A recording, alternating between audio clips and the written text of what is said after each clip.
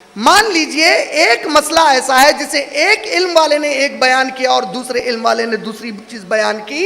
تو ہمارے چاروں ائمہ اکرام نے ہم کو تعلیم دی، جب کوئی ایسا معاملہ آ جائے جہاں تم علماء کے درمیان، علم والوں کے درمیان یہ دیکھو کہ وہ کچھ کہہ رہے ہیں اور یہ کچھ کہہ رہے ہیں، تو دونوں سے تحقیق کرتے وقت سوال کر لیا کرو کہ قرآن اور حدیث، نبی کی سیرت، صحابہ، اس میں سے کون زیادہ تر قریب ہے سمجھانے میں، تم اس کی بات کو مان لیا کرو۔ 5 اصول سمجھ میں آ گئے؟ ہمارے پاس پورا جھگڑا کھڑا ہوا ہے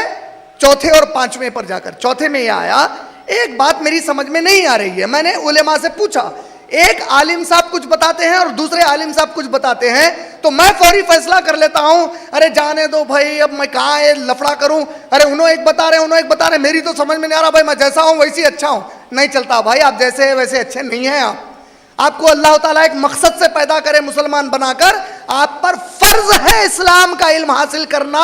اگر اس کے بغیر آپ مر گئے تو آخرت میں بہت بڑی مشکل کھڑی ہو سکتی ہے آپ کے لیے۔